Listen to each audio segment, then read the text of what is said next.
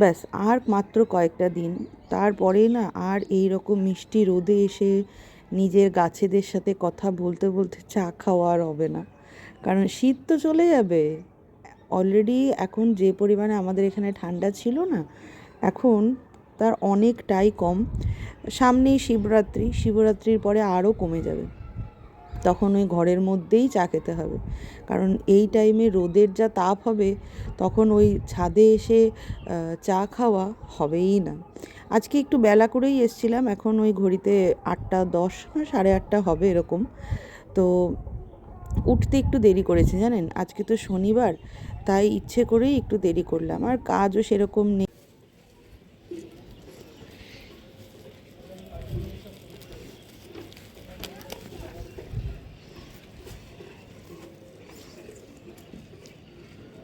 এটাকে জলে ভিজিয়ে রাখি, যতদিন থাকে থাকবে।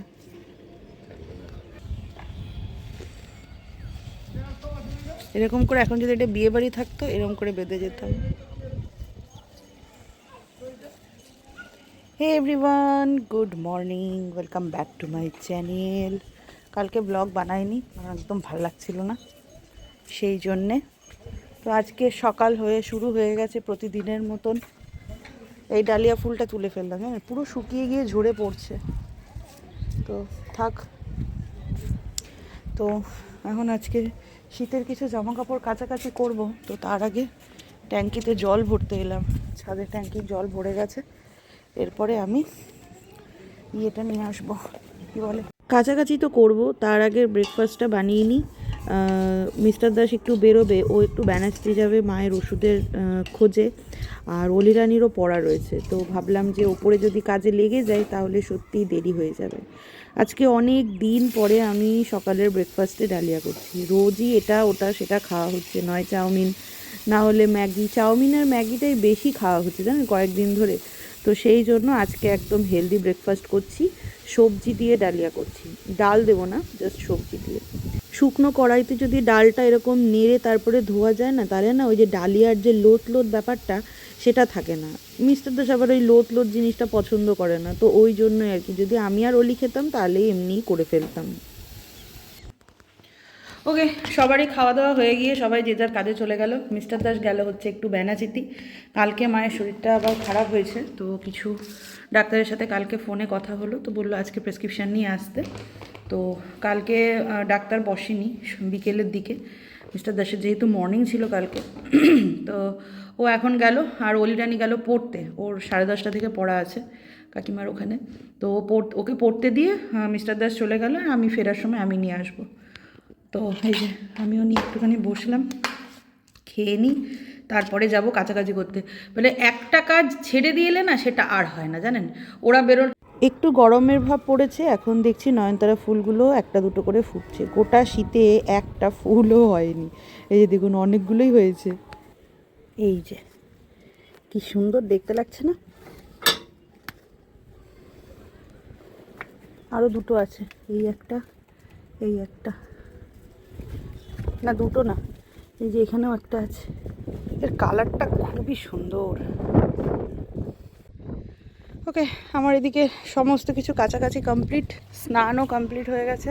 এখন যাব পুজো দিতে। পুজো দিয়ে তারপরে আবার অলিরানিকে আনতে যেতে হবে, কারণ মিস্টার দাস ফোন করলো, ওর নাকি দেরি হবে, ডাক্তারের ওখানে নাকি ভিড় আছে। যাই হোক, অলিকে পড়ার থেকে নিয়ে এসে আমি এখন মাশরুম করছি। ডাল, পেঁয়াজকলি ভাজা, ভাত, এই তিনটেই হয়ে গেছে, এগুলো ওই পুজো দিতে দিতেই কমপ্লিট করেছি। আর এখন মাশরুম করব। এই মাশরুমগুলো না সেই যে বৃহস্পতিবার বাজার থেকে এনেছিলাম, সেই মাশরুমগুলো, এগুলোর খেতে না খুব ভালো। অন্ডাল বাজারে প্রায়শই এইগুলো, এইগুলো না, ওই প্যাকেট করা যেগুলো হয় ওইগুলো ওঠে, কিন্তু এইগুলো খুব কমই দেখি। যেই দিন আমি বাজারে যাই না সেই দিনই দেখতে পাই না, কিন্তু সেই দিনকে মানে লাকিলি পেয়ে গেছি। আর পেয়ে গেছি দেখে আমি সত্যি নিয়ে এলাম, কারণ আমি মাশরুম খুব একটা পছন্দ করি না, কিন্তু মিস্টার দাস খুব পছন্দ করে। তবে ওর ওই প্যাকেট মাশরুমগুলো ভালো লাগে না, তো এইগুলো আমি বললাম একবার টেস্ট করে দেখো, এইগুলো খেতে খুব ভালো, আর রান্নাটাও খুব সুন্দর হয়েছিল। প্রথমে ভেবেছিলাম সর্ষে দিয়ে করব, তো মিস্টার দাস বললো যে না, সর্ষে দিয়ে খাবো না, পেঁয়াজ রসুন গরম মশলা দিয়ে করে দাও। তো যেহেতু ফ্রিজে রাখিনি না, একটু হলদেটে হলদেটে হয়ে গেছিলো। তো মাশরুমগুলোকে ভালো করে ধুয়ে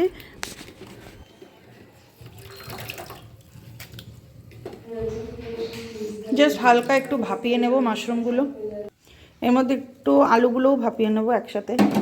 এখনকার বাচ্চাগুলো না সত্যি, আমরা যখন ছোট ছিলাম তখন এই স্ট্রবেরি, ড্রাগন ফ্রুট, কিউই এইগুলোর নামই শুনিনি, সত্যি বলছি, বিশ্বাস করুন।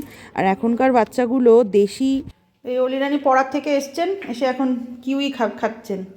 ভালো, টকে তো ভর্তি। হ্যাঁ, এটা এটা খুব ভালো, বল, এটা খুব ভালো। আর টক জাতীয় অন্য অন্য ফল দিলে পারে তখন টক খাবো না। হ্যাঁ, জাস্ট একটা ফুড দিয়েছি, দিয়ে ছেঁকে নিচ্ছি। অদ্ভুত, জানেন এখনকার বাচ্চাগুলো দেশি ফল তারা খান না, তারা বিদেশি ফল খান। আমার মেয়ে এই কুল, তারপরে পেয়ারা, এই সমস্ত জিনিসগুলো যদি টক হয়, এই সমস্ত ফলগুলো মুখেই দেবে না, খাবেই না। আপেলটা তাও খেতে পছন্দ করে, আপেল আর লেবু আর আঙুর, এই ফলের মধ্যে এই তিনটে ফল ছাড়া আর ওকে কিচ্ছু খাওয়ানো যায় না। লিচুর সিজনে হ্যাঁ লিচুটাও পছন্দ করে সিজন ওয়াইজ, আম তো খাবেই না, আম যদি টক হলো তাহলে খাবে না, মিষ্টি হলে পারে খাবে। হ্যাঁ, তো কি অবস্থা এখনকার দিনের বাচ্চাগুলোর দেখুন। তো কথা বলতে বলতে আমার এদিকে অনেকটাই রান্না হয়ে গেল। তো প্রথমেই আমি রেগুলার যে মশলাগুলো ইউজ করি তার মধ্যে শুধু কাজু, চারমগজ অ্যাড করেছিলাম ওই মশলাগুলোর মধ্যেই। মশলা কষানো যখন প্রায় 70% হয়ে যাবে তখনই মাশরুমগুলোকে দিয়ে কষাতে হবে। আর মাশরুমগুলো দেখুন কি সুন্দর নরম হয়ে গেছে, দেখেছেন? খুব ভালো মাশরুমগুলো ছিল। হ্যাঁ, তো মাশরুম রান্না করতে করতে না আমার ফোনের চার্জও শেষ হয়ে গেছিলো, তো পুরো শেষ অবধি দেখাতে পারিনি। এরপরে একটু গরম জল দিয়েছি, হয়ে গেলে পরে ঘি আর গরম মশলা দিয়ে নামিয়ে নিয়েছি। মেয়ের পরীক্ষা সামনে, আর মেয়ের বাবার যত খাওয়ার হিড়িক লেগেছে জানেন। দুপুরবেলাতে খাওয়ার পাতে জিজ্ঞেস করছে যে রাতের জন্য কি রান্না হয়েছে। তা আমি আজকে ভেবেছিলাম যে রাতে একটু পরোটা করব, পরোটা আর আলুর দম, মটরশুঁটি দিয়ে আলুর দম করেছিলাম।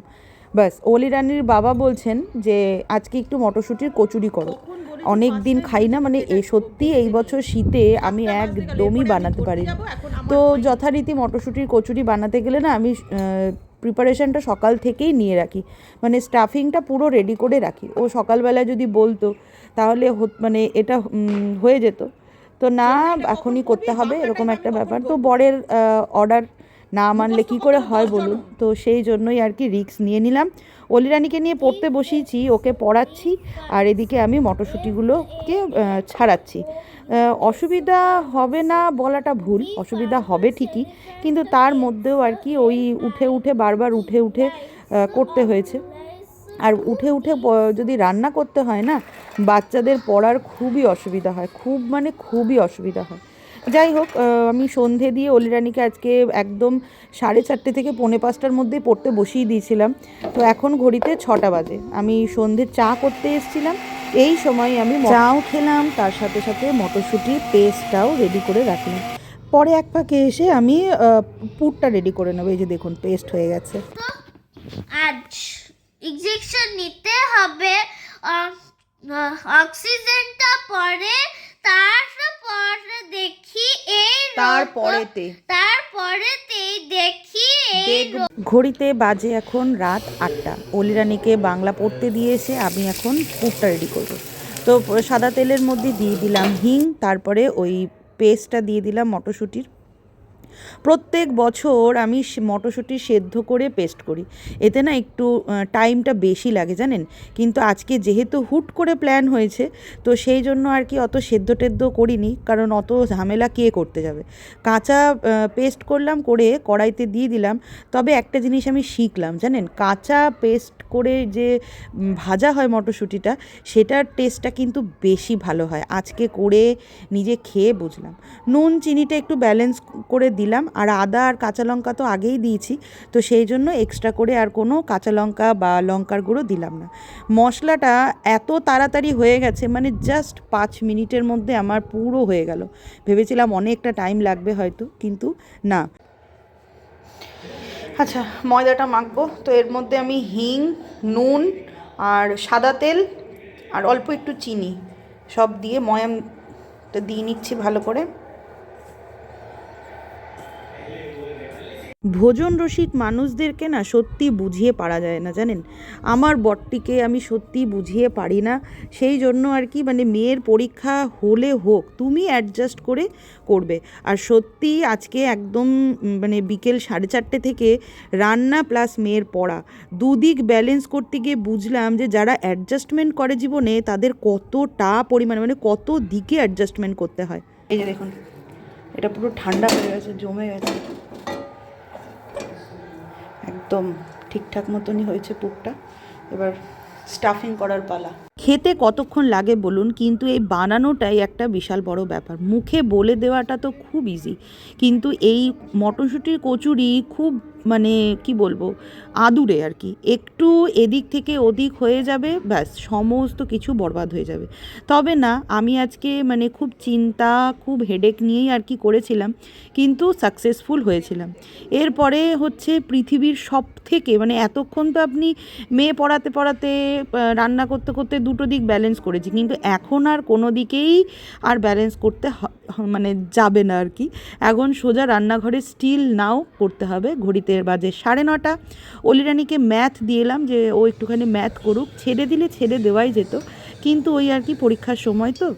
কচুরি, লুচি, পুরি যাই বলুন না কেন, গোটা রেসিপিটার মধ্যে এই যে যখন এরা ফুলে ওঠে না, তখন যেন সত্যি মনের মধ্যে একটা বিশাল আনন্দ আর জীবনের একটা বিশাল বড় অ্যাচিভ যেন করা হয়, জানেন।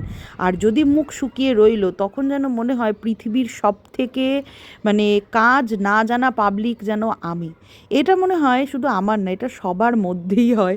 আজকে ওই যেহেতু যেরকমভাবে আজকে আমি কচুরি রান্না করেছি আর কি, আমি তো প্রথমে ভেবেছিলাম যে আমার কচুরির আজকে সেরকমই হবে, মানে মিস্টার দাসকে রেগে গিয়ে আমি বলেও ছিলাম যে তুমি আমার কথা শুনলে না তো, কালকে করে দিতাম, কালকে সানডে ছিল, কিন্তু যখন তুমি শুনলে না তখন দেখবে ওই রকমই হবে।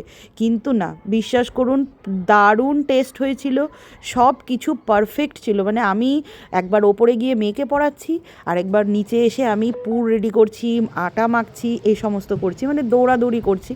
তার মধ্যেও অলির পড়াটাকে অবশ্যই আমি প্রায়োরিটিটা আগে দিয়েছি। তো যেটা বলছিলাম আর কি, তো সেক্ষেত্রে আজকে সেই অনুযায়ী মানে যেই দিনকে আমি খুব একদম ঘটা করে না, নিষ্ঠা করে সব দিক পারফেক্ট রেখে করি না, মানে সকাল থেকে আর কি লেগে থাকি যখন এই সমস্ত কাজে, কচুরি করা, তারপরে পুর ভরা, আটা মাখা, এই সমস্তগুলো আর কি, সেই দিনকে আমার মুখ পুরো মানে সত্যিই বিরক্তি লেগে যায়, কারণ আমার একটা কচুরিও তখন ফোলে না।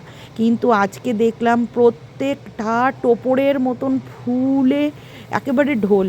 খেতেও অসাধারণ হয়েছিল, অসাধারণ, মানে আমি নিজের রান্নার আমি নিজেই প্রশংসা করছি, জানেন।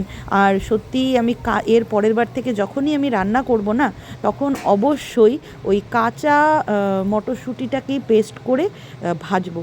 সেদ্ধ আর করব না, কারণ সেদ্ধ করে না করলে জলটা থাকে, ছ্যাপছ্যাপানি থাকে, যেই জলটা মারতে না প্রচুর গ্যাস পড়ে, প্রচুর।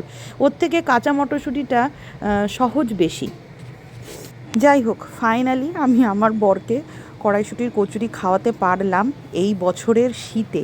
এখন ঘড়িতে কটা বাজে জানেন? 10:30। এই জাস্ট শেষ হলো সব ভাজা। তো এই যে মিস্টার দাসের প্লেট বেড়ে নিয়েছি। প্লেটিং করতে আমি আজও অক্ষম। আলুর দম, মটরশুঁটি, পেঁয়াজ, রসুন টসুন দিয়ে কষিয়ে আর কচুরি। তো আজকের জন্য ব্লগটা এই অবধিই রাখছি, দেখা হবে কালকের ব্লগে। ভিডিও ভালো লাগলে অবশ্যই সাবস্ক্রাইব করে দেবেন, লাইক করে দেবেন। আর এই যে দেখুন ভেতরে স্টাফিংটা দেখেছেন কত সুন্দর, কোথাও কিন্তু মানে কম বেশি না, সব জায়গায় একদম সমানে সমানে গেছে। আর আলুর দমটাও খেতে না অসাধারণ হয়েছিল, একদম মুখে মিলিয়ে গেছে, মাখন মাখন। আমার